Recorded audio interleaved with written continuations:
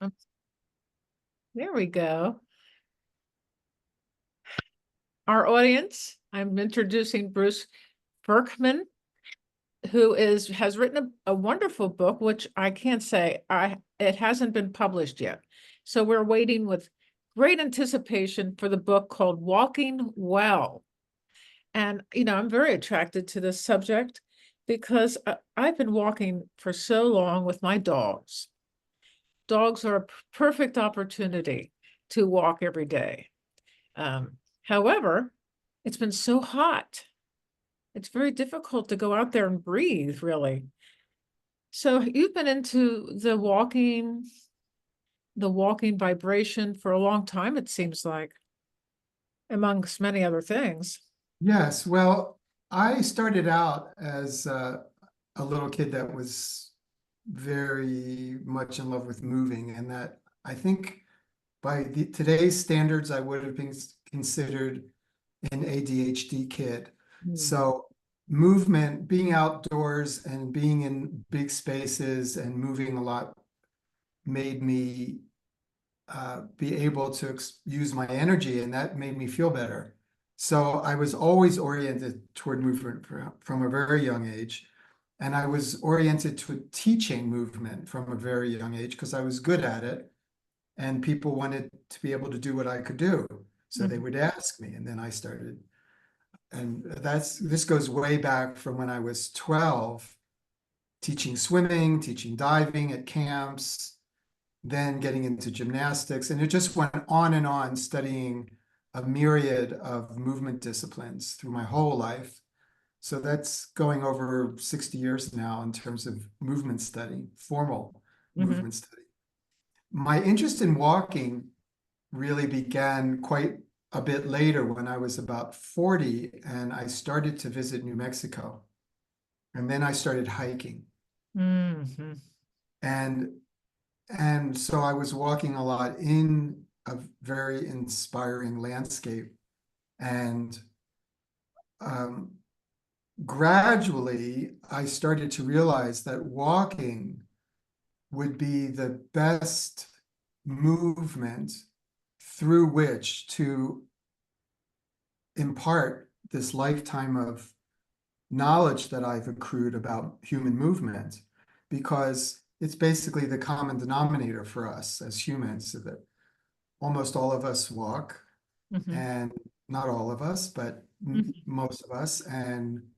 Uh, and so it's it's just the perfect activity to teach people about their bodies and about how they work and to get them more integrated and organized inside their own body.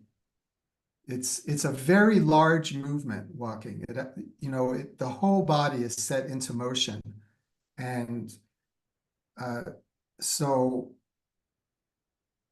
it's just a great place to start with people. So that's what I'm doing now. You equate walking with the body, a real deep understanding of the body. And also, the body is something people don't love. They don't love their bodies. Mhm. That's a very good point. Like, we start with the body um, because it's such an obvious place to start with. We're sentient and we're animals. And so if we're going to learn to move well, we have to kind of understand our animal body, how we move biologically, how we move anatomically. But it doesn't end with just the body, because walking stimulates the brain so profoundly, especially when you walk well. So it affects how we think, it affects our emotional disposition, and it tends to stimulate insight. And then there are people who walk uh, for spiritually oriented reasons. They walk in order to, in solitude, to be able to hear their still small voice. They They walk on pilgrimages, they walk to commune with nature. So there's a spiritual dimension. So it starts just, at home base with the body, but then we explore walking from, almost as a way of living and get it to influence many, many different facets of our life. Yeah.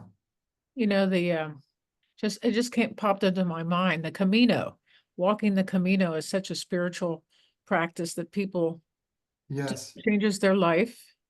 I have exactly. never done it, but that would be a wonderful thing to do. But I mean, you don't have to go anywhere to No, explore. you don't. You You can just, don't.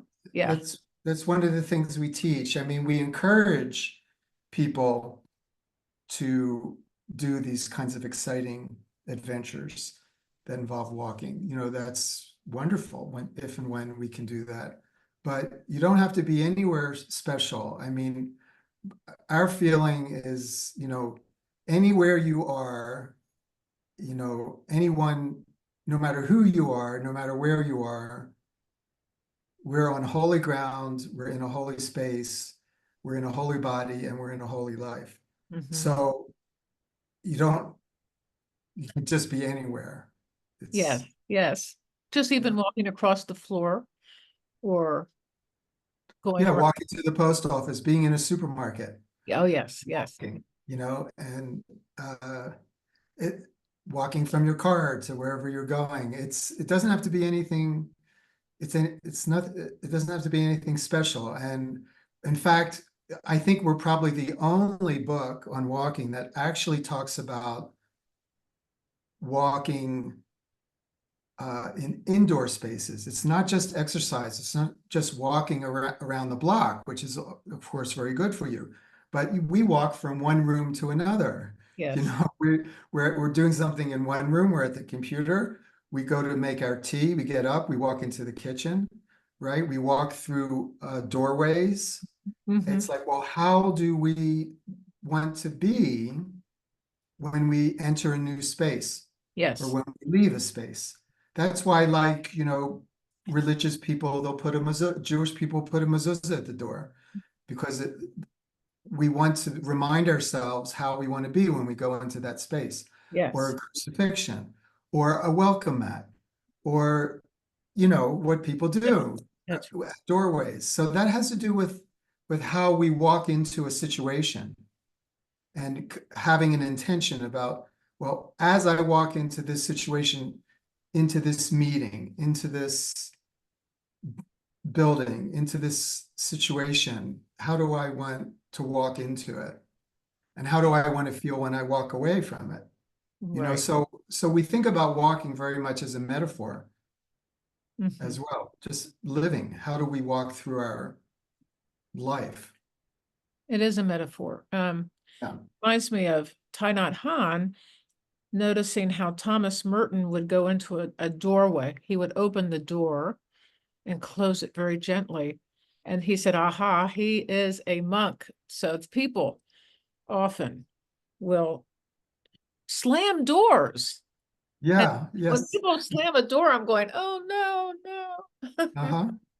That's I never heard that story, but yes, I consider myself a kind of monk, secular monk, and how we begin things and how we end things are very important. Yeah. And so it's interesting, but walking is the transitional material between actions. So like I was saying, we're at the computer, we are actually walking usually before we do our next thing. So if we're really, really alert, if we wake up while we're walking to do our next thing, we can begin that thing the way we want to, Yes. you see? I, And so, but most people, when they get up from the computer and they go into the kitchen, they're thinking already about being in the kitchen, doing what they're going to do. So they yes. never notice the walking. Yeah. Yes, that's right. So it's like backing up the awareness. I say things begin before they begin. Hmm. So you back up and say, okay, now I'm going to wake up right here. I'm going to be aware of how I go into that room, how I do what I'm doing, or I'm going to be aware of how I'm walking when I'm in the supermarket. Um, it You're makes a talking huge about difference. objects, picking up objects. That's very fascinating how you describe picking up an object that and loving it, loving the object. Oh, I'm so glad that you must have watched a video of mine or I did. something. I couldn't read your book yet, but so I decided to look Oh, at all yeah. the videos. Yes. Yes. Well, it's interesting. As far as our brain is concerned, when we're touching an object, like a like a pencil, Yes. right? Our nervous system extends into this object. It's called extended proprioception.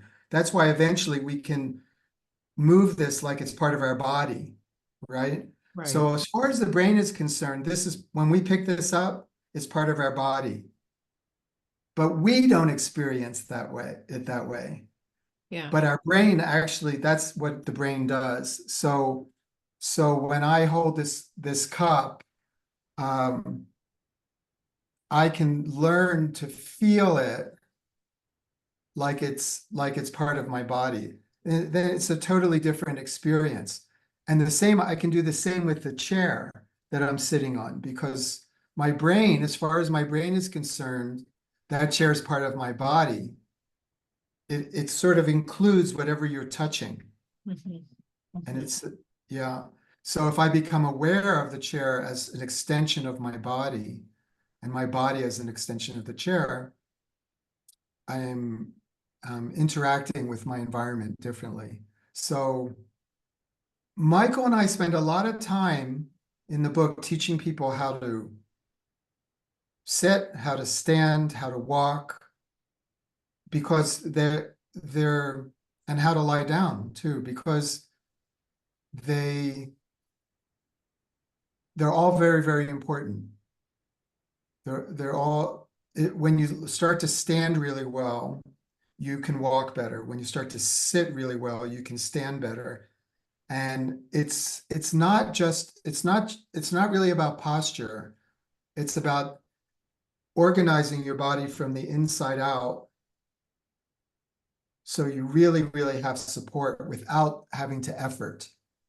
And this takes some training, but we teach some basic things in the book that bring about support and balance, sitting, standing, walking.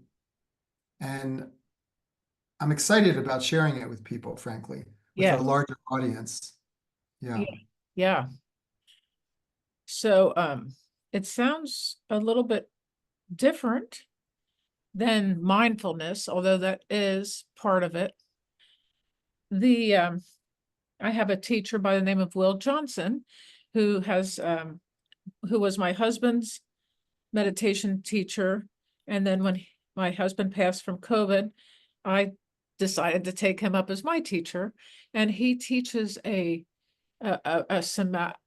says that the culture is very resistant to the body. So, Mhm. meditation is usually taught with the stone Yeah. statue of the Buddha, he says. Yeah. So he Yeah. teaches breathing through the body and moving like a dance. It's a very beautiful practice. And he talks a lot about the culture not understanding how the body is not to be, and you go to these meditation retreats, you Mhm. might actually be beaten by the Mhm. monk who is Yeah. overseeing it and stuff like that. Um, Well, I do something very similar. I give people a way of using images to teach sitting. And Michael and I use a lot of images when we teach walking. But for example, with sitting, instead of it being something severe, um, I get people imagining things that are so enjoyable that help organize their body that, and they're long imagining. So 20 minutes go by and people are having so much fun mhm. with what they're thinking about. that they don't realize they've been sitting there for 20 minutes. Yes. And then I said, see, I tricked you. I tricked you into meditating. You were having too much fun to realize that you were meditating, right? And I call those stillness or stability studies. And then I intertwine them with what I call mobility studies. Mhm. So I have people not sitting still for too long, and then I take them into a movement study, and then I bring them back because humans need to be stable. They need to know how to be stable. We need to know how to be stable. And simultaneously, we need to know how to be mobile. Mhm. And it's that, both physically and mentally, we need to be stable and mobile. And so I talk about mobility of body, mobility of mind. And uh, and so I work with them together, and you got to make things fun and pleasurable, because if they're not, then people are just punishing themselves, Yeah. and that doesn't help. Well, Yeah. I think people tend to punish themselves, and that is a mindset that does not help people. I mean, Mhm. obviously, if people our age, for instance, are thinking that there's a lot of ageism in American society, and they think that their life is over when they get to be people our age, um, because they bought into the cultural biases against Absolutely. tremendous ageism, as we Yes. have just witnessed with our president, um, Joe Biden. I Yes. just feel so sad, but on the other hand, that's something that we can work with within ourselves. Yes. It's like people, their body, like a person as they're aging, let's say they start to, cave in their body in certain ways, they're not breathing, and they say, oh, that's because I'm getting older. Yeah. But often it's not because they're getting older. It's just because they don't have the education. They haven't done All right. what they need to do. They haven't learned what they need to learn. It's That, not that they're getting older. It's that they're they're they're moving in certain ways and using their bodies in certain ways that make that happen. But it doesn't have to do with their age. And you don't know if it has to do with your age or not until you can come out of it, see if you can come out of it, right? And then you realize if you come out of it, you realize, oh, I wasn't like that because I was 73. I was like that because I didn't know any better. also, people don't breathe. They just don't Well, breathe. that's very, very true. That's And very true. The breathing is an activity of the entire body. So it's not just some little trick. So it's like you need to make a really large, open, beautiful chamber in which breathing happens. And then once you know how to make that chamber, then breathing, you don't need to know anything about it at all. It just takes care of itself. yeah, But I wanted to say that in terms of aging, yes, tremendous ageism. And the person I love reading is James Hillman on mm, aging. He wrote a book called The Force of Character. And in the beginning of the book, he makes an argument uh, for aging being about the maturation of character. Because, when you think about it, it's like, well, why are we still here when we're in our 70s, if we're lucky, even in our 70s and 80s and 90s, and we can't reproduce our species anymore. We're not very, why are we still here? And he says it's because we need time to for our character structure to mature, yeah, for for who we are as a person to flower, and it's slow, it's not fast. I can see that too. I Yes. understand that. Yeah. It Carol, reminds me of bamboo trees that flower once in their lifetime, usually between 60 and 100 years old. that's interesting. Yeah. So the feet, you were talking about the feet in one of your videos and how people think that their feet need to hit the ground a certain way, or, is it the heel to the toe, or is it the toe to the Mhm. heel? Yeah, yeah. And then basically it's probably none of those things. Well, it's a really great point, and this is where we sort of begin when we teach people about walking, because um, people are taught like the right way to do things. And what we're trying to do is, but you see, we don't often question if the what we were taught is really right. Sometimes we just say, oh, right. They say that's how we're supposed to do it. So then we do it. Your mom says, hold your shoulders back. So you hold your shoulders back, tuck in yourself, and we don't question it. We say, oh, okay. And then sometimes we're doing things really not very helpful. And so we start with getting people to like just give up anything they were taught, Mhm. because other animals were not taught how to walk, and humans are not taught how to walk. Like I'm watching my next door neighbor's baby just figure out how to walk right now, right? And no one's teaching her how to do it. True. It's built in. And what's really interesting is that she had to figure out how to sit first.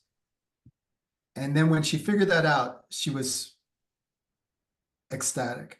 And then she had to figure out how to crawl.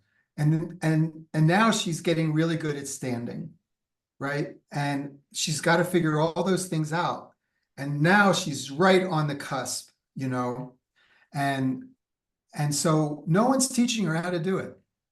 No one's and humans don't really need to be taught how to walk. They need to, in a way, give up anything they have been taught, and then just kind of watch what really young children and particularly what other animals do Mhm. when they locomote. That's true. Yeah, and then you'll see kind of how they move. And so what we give people a way of relating their feet to the ground that uh, where they're not doing anything, trying to do anything correctly. They're just basically leaving their feet and ankles alone. And once you take all the tension out of that part of the body, and you become aware of what's going on with your feet in relation to the ground, something natural, something reflexive starts happening. Mhm. And then the body starts to remember that's the animal body. Then it's like, oh yeah, my body knows how to do this. I don't have to control this. I don't have to choreograph this. Yeah. Yeah. So that's how we start. And I think that's why our method is really different. Right. It's a basic learning tool to concentrate on the feet. The feet, I'll never forget my father was falling a lot and we were all very worried about him. And one of our mentors at the time told him to put all of his consciousness into his feet and to concentrate on his feet as he walked and keep it uppermost in his mind. And I'll never forget that because it just seems like it kind of goes in hand with what we're talking about. Our feet are a terrible thing to waste. They are. And actually he was onto something. There's a little more to it, Yeah. but it was actually really good advice. And the reason why feet are so important, and we spend a lot of time talking about this, is because of their relationship to the ground. You know, it's a very obvious thing, but people take it for granted, which is that you cannot take one step without the ground. It's impossible. Right. Totally impossible. There's something that has to happen between your back foot and the ground to begin to walk. And so I tell people that walking is an interaction. It is not an action. And in fact, we don't ever do an action. We only interact. Uh-huh. So if I pick up this cup, I'm interacting with the cup. I'm interacting with my chair. Right? We, Yeah. we only interact. So when we walk, it's not, and we can't walk just with our own body. It's totally impossible. Right. So it's a kind of partnership with the ground. And actually the power is generated between the foot and the ground. It's not just the foot. The foot can't generate power by itself. It's what's going on between the ground and the foot, like a canoe paddle in the water. So something happens, the paddle starts to go back and it moves the canoe forward. So learning how your feet go back behind you. That's true. Yeah. See, most people think that you walk by putting one foot in front of the other, but you don't. The stride doesn't happen in front of your body.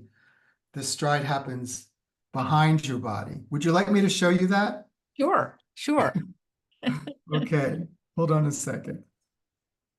So, no, Michael and I are going to be That's a teaching nice, online. a nice trajectory there for walking. Yeah. Michael and I are going to be teaching online courses because we can only teach so much through a book. Right. And so we want people to take our course. And then I teach 9-day, what I call walking way gatherings, where we work all day long, morning till night for 9 days. Then you really learn what we're doing. Yes. So if you think about walking with walking happening in front of you, you kind of walk with your feet in front of you.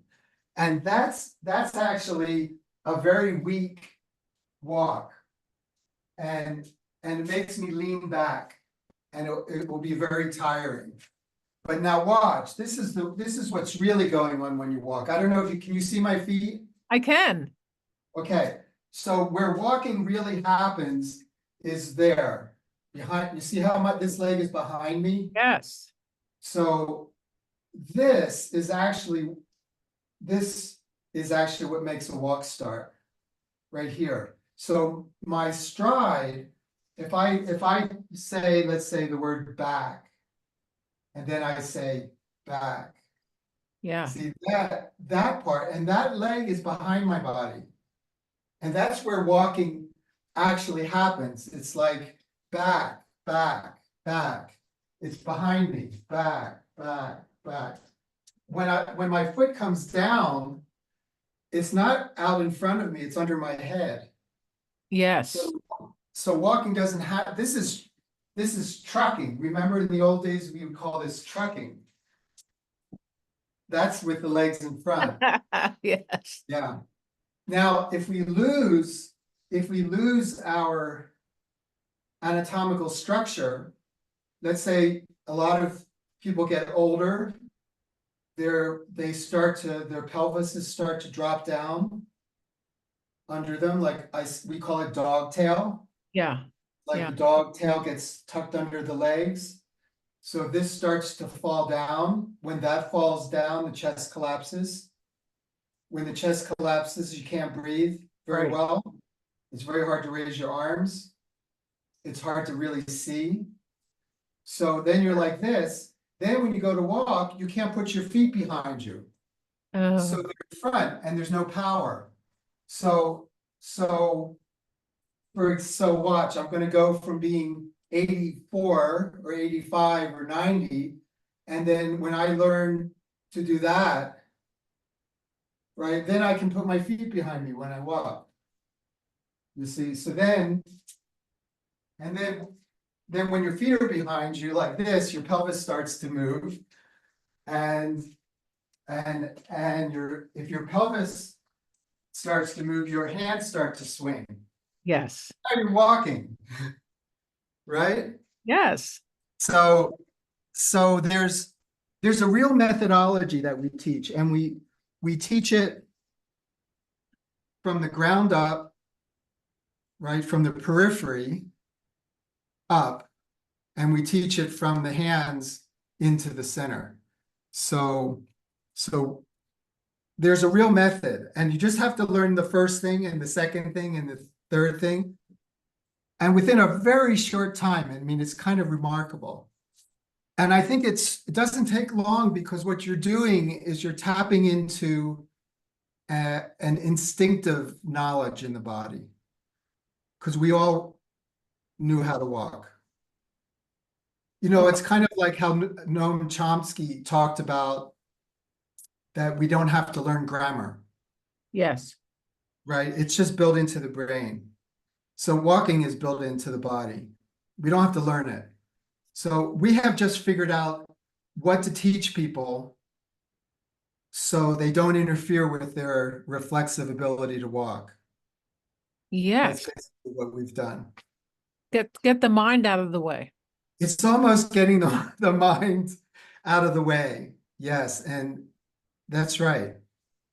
I live in Amish country, so they always walk with bare feet, and everywhere they go, they walk in their bare feet. Interesting. So here we have no shoes and real contact with the earth. It And makes a difference.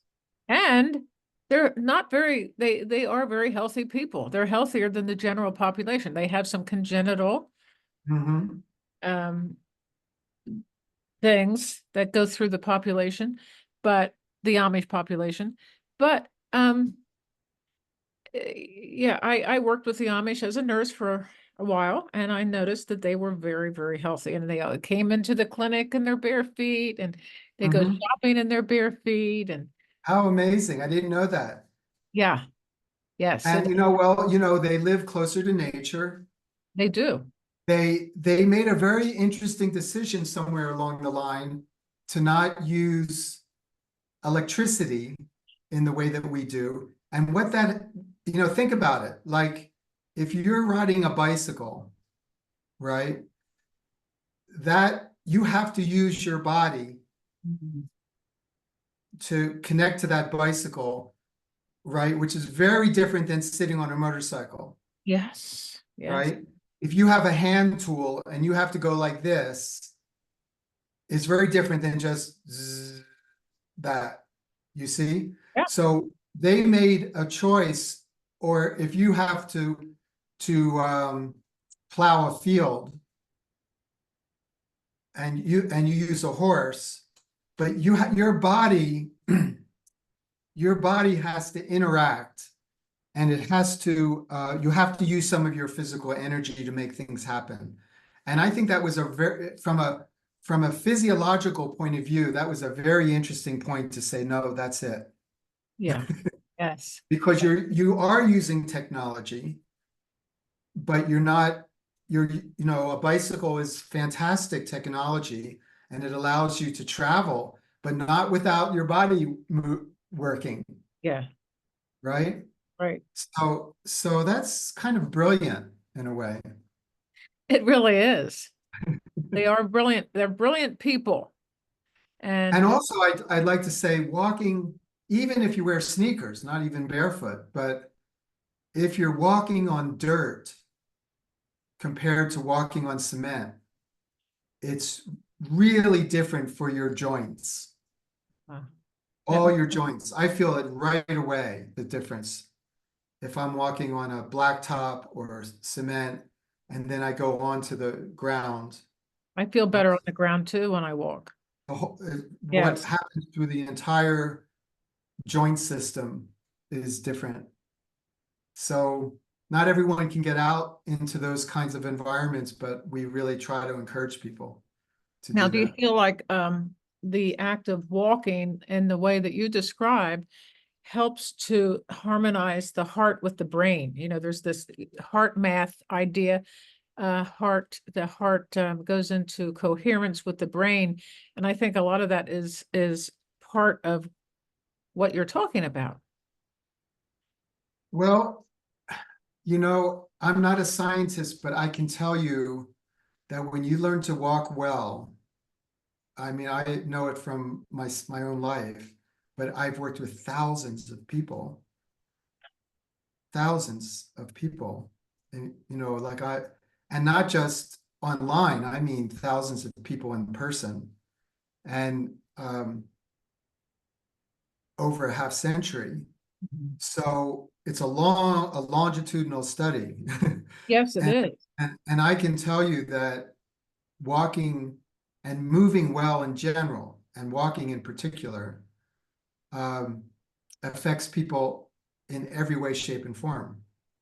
You can't really separate because everything is somatically grounded. Our brains, Mhm. our emotions, everything, our soul, it's all it's all part and parcel of our bodies. So um, so when the body starts working in balance and harmoniously, and I'm not talking about athletics No. here. It's not like you have to be great at anything. I'm just talking about lying down, sitting, standing, walking, making your bed, doing the dishes, hanging the laundry, walking to the post office, taking a shower. I'm just I'm just talking about everyday moving through your everyday life. And it's your body that's walking through your everyday life. And is it in harmony, or are you thinking too much about your troubles and your challenges? So many people overthink everything. So it seems to me as if this is a beautiful exercise to just really tune into your body because it loves you. You had said something very interesting. Yes, yes. The body loves us, and we often don't return that kind I of. say that. I say I've never met a person that almost never that truly loves their body. But I've never met a body that doesn't love their person. Yes, yes. That's the thing. It's like our bodies are totally devoted to us. They will do absolutely everything to keep us alive, And right? heal. We go to sleep at night and our body breathes us all through the night. We don't have to do that. Right, If we cut our skin right away, it starts right. trying to, it's not perfect. It can't do everything right away for us, but it's always doing its best. And If then if we want to if we want to get up a hill, um, it will try to give us more oxygen. that's right. It just does it. And we don't say thank you. We don't like even acknowledge it sometimes. Um, and then if the body's starting to have trouble, we just get mad at it. Yeah, I know. Well, the thing is, it heals. It heals itself. Yeah, it heals us. It heals us because we are itself. We are the Yes, body. Yeah. it's doing its best to keep us here. I mean, this whole thing, my little dog, the whole thing with, say, the Course in Miracles, which I love, but it says, I am not a body. It keeps saying, I am not a body. But I kind of disagree with that because we are our body as long as we inhabit it. And then we drop it. You've heard the expression dropping the body. I have always thought that was interesting because I guess we just don't need it anymore. And it does. And then it goes into the earth. Yeah. I don't know, like just like none of us really know, but my job, I am focused on life on Earth. Sure. And I'm interested in for myself and for my students and really for everyone. I'm interested in people what being well and suffering as little as possible and feeling as much pleasure, healthy pleasure as possible in this lifetime. And anything else I don't know about. Well, we But don't. We I'm don't. just staying focused on this this life on earth. And I want people to be, and boomers, this is your emphasis is on boomers. I want my generation, our generation, to age gracefully and beautifully. I want us to have as much power um, and influence as we possibly can. Yes, And to do that, you need some vigor. yes. You You need need some energy. you need to raise the energy of um, higher energy or gratitude and love away from the lower energy fields that most people often dwell in, which is, having grievances and blaming and all that kind of And the stuff. thing thing that I think is so important is that you need technique. Mhm. You know, I studied with so many teachers who were so technically accomplished, and it was, it's through some methodology is needed, some training is needed. It's like if you want to play beautiful music on a cello, you're going to need to know some technique. Mhm. It's just not going to come out of the cello just because you want it to. Right. So moving well is the same way. Yeah. Knowing how to build physical vigor, uh, it takes some, it takes some knowledge. And Yeah. it's not just intellectual knowledge, it takes some physical knowledge. And but it doesn't take a lot. See, it's do you know that story about the person who's having trouble with their plumbing and the water's going all over the place and it's a mess, and they have the plumber come over, and the plumber looks around and takes about 10 minutes looking around, and then he goes down to the basement and there's one little pipe, and he takes a little hammer this big and goes tap tap, and the whole thing starts working perfectly. And then the guy says, okay, how much do I owe you? He says, $600. He said, $600? You just went tap tap. He said, yes, but I knew how to go tap tap and exactly where to go tap tap. Right? Right. That's technique. Yeah. And yeah, so the reason we have so much methodology in this book is because we want people to know what they need to know to be able to get more comfortable and more vigorous. Michael has done an amazing job of getting people uh, excited about walking and understand making the argument of why it's so much of a no-brainer that we should be walking, right? And then I call him Mr. Breath, like Mr.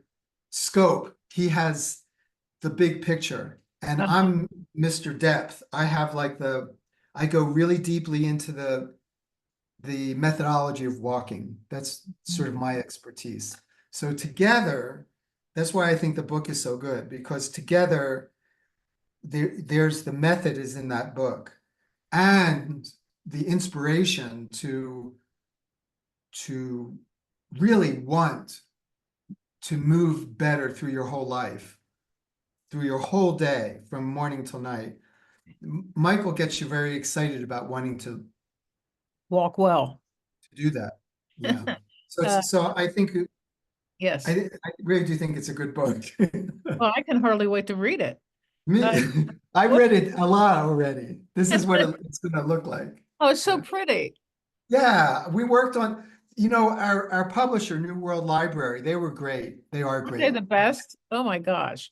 And they they really gave us they really brought us in. What do you think of this? What do you think of that? And we would give them feedback. So they really worked with us. So we worked a lot on that cover and got it positive with a really good vitality, we think. Oh, I agree. It's very pulls you in. That's a Oh, great. good. I'm so glad to hear that. Yes, it is great. Can you tell us about the Alexander method? Because that has to do with Sure, stuff. Yeah. sure. Ah, let's see. Um, it's just such a big study that it's just trying to figure out where to start. It's let me talk about my teacher, Okay. my main teacher. Her name was Marjorie Barstow, and she was born in 1899. She taught until 1995. And she was like me, she was a gymnast, she was a modern dancer, she was a horseback rider, she was a naturally gifted mover. And then she met up with this guy, Alexander. He was born in 1869. He was from Australia, but lived in England. And he had a more of a theater background. Um, but he got very interested in his voice and in uh, the whole body in terms of uh, how to bring it into balance and how to get it to function really, really naturally. Mhm. So he he discovered certain things. He discerned certain things about how humans are designed to move and function. And what he did that was really quite extraordinary is he learned how to use his hands.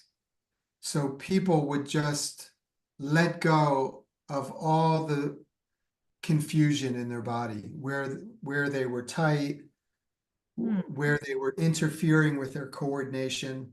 He could just see it, and then he could use his hands actually very, very gently, and suddenly, whoa, the whole body would fall into place. And so I had some injuries as a gymnast and as a modern dancer. And so when I met my teacher, I was in a lot of pain from these injuries. And I just thought, oh my God, I'm so young and my body's killing me. Right. But I didn't realize I was killing my body, There it but is. I Yeah. just didn't know how I was Yeah. doing it. Yeah. Right. And then, like, I mean, instantly, Marjorie would work with me. My body would become perfectly comfortable. Yeah. And I'd say, what's going on? How do you, what's going on? And she said, well, you're interfering with, you're hurting yourself, but you don't know how you're doing it. And I'm just undoing that for you.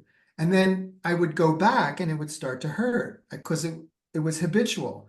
I'd go back into my habits, I'd start to hurt. And the more I learned to do for myself, what Marjorie Barstow was helping me with, I got more and more comfortable. And then I said, I got to really learn this. And then I did. I studied with her for almost 16 years. And then I said, I want to be able to help people the way my teacher helped me. And so I've been doing that since I was, 25 years old. So almost a half century. Yes. Yeah. And I've helped thousands of people get more comfortable. And what's what's wonderful about this book is that, and this happened partly out of COVID experience. Ah. And I'm so sorry to hear about your husband. And my brother too. They both died. Oh, Yeah. I'm so sorry. Well, that was a terrible time. So I did read that you were, a lot of this began, your teaching began, your website and all that began during the maybe 2020 or something. Yes, well, that was what I was going to tell you is that I was I am and was very, very good using my hands to help people, just the way my teacher was. And but when COVID happened, I couldn't teach that way anymore. And I thought, wow, I need to teach. What am I going to do? And then I said, well, maybe I could figure out this online thing. Yeah. And so I started, and I suddenly had 100 people in my class, Well, right, from everywhere. It was so much fun. that's great. And I was so surprised how much I could teach people through my use of language, through demonstrating, um, through just finding the right images, through using, finding videos, finding images. And I just, everything because I couldn't use my hands. Yeah. So after that, I was in Japan at the time. Mhm. They lost 1 out of 5,000 people. We lost 1 out of 330. Yeah. So that was a good place to be. And that's a whole nother subject. But I spent my days writing, walking by a river, sitting, working out my movements. And I figured out all this material during COVID. Oh, wonderful. Yeah. So now I have the confidence that I can get a lot, not all of what I do across, but Michael and I have gotten we get people off to a really good start from this book. And Now, then from there, they can take a course with us. From there, they could study with me in person. And well, New Mexico, is it actually Coyote, New Mexico? yeah, have you ever been there? No, it sounds so cool. It is cool. It's a little Spanish village that about 5 families that have been here 400 Oh years. my God, how great. It's uh it's way out. I have to drive for an hour and a half to get my groceries. Oh, well, you better get I on. am way out. Yeah. And I mean, we have a little trailer for a post office and a church, and that's all. Yeah. Yeah. I And guess when you go and so I shop, am way out. What? I would think that when you go shop, you might actually go shopping for other people too. Well, we do. My next door neighbors and I, we help each other out a lot. And yeah, and I split my own wood. I go up to the mountain spring, I get my own water. This Oh, is this thing about movement is so important. And it doesn't have to be fancy. I don't go to a gym.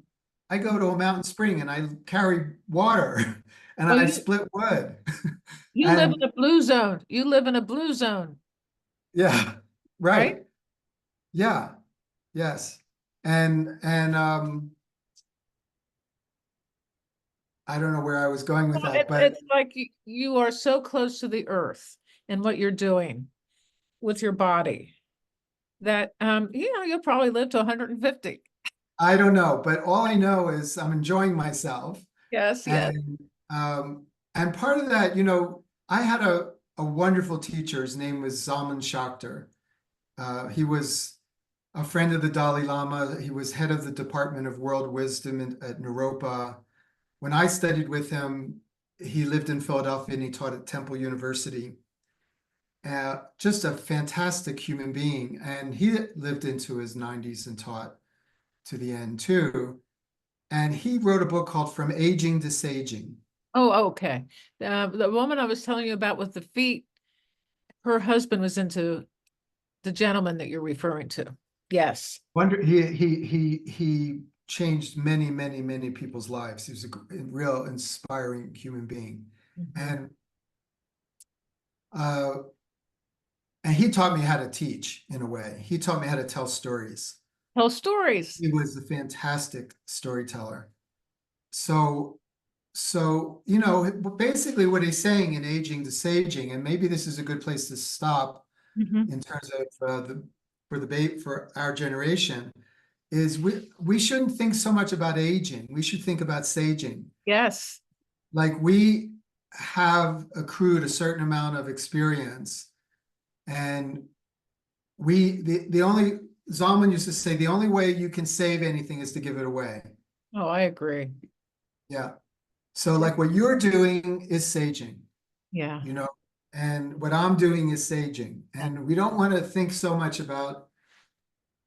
fall into this ageism thing. It's like, okay, President Biden decided to hand over the job to Kamala, but that's him saging. Yes, it is. Yes, it is. It was a very good thing to do. Yeah. So he's a great role model. Yes, he And is. I agree. we just need to keep putting uh, our good energy forward. Well, President Biden is a perfect example of how to be generous. And Yes. he Yeah. actually threw off this ageism stuff. I mean, he just threw it off. He had to. Yeah. And one last word would be, tell us about your website, graceofsense.com. Grace of Sense. That's what I started during COVID. It comes from a T.S. Eliot poem, um, of Bert Norton, the Four Quartets. And I liked the play on words. We often talk about a sense of grace, but I like the idea of a grace of sense, that we are graced with sense. Mhm. And you know, if we didn't have senses, what would be the point? I Right. mean, right? Like you wake up in the morning, you wouldn't see anything, you wouldn't hear anything, you wouldn't be able to walk, you wouldn't be able to taste any food or smell anything, or I mean, what's the point? I mean, we're graced with sense. That's what it's the senses that allow us to take in the beauty of the world. Yes. Um, so,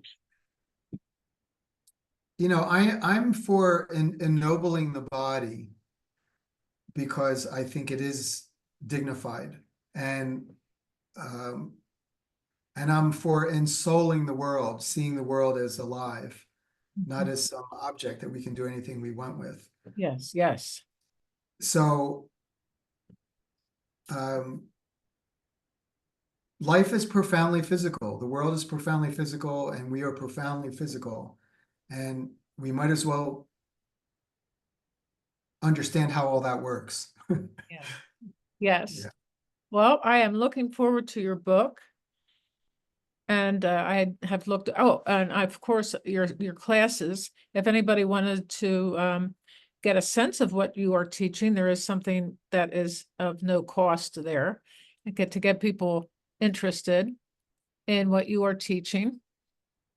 Yeah, I mean, I would just go to uh, brucefertman.com, Okay. just Google, or graceofsense.com. You could also go to michaelgelb.com and look and see what Michael's up to.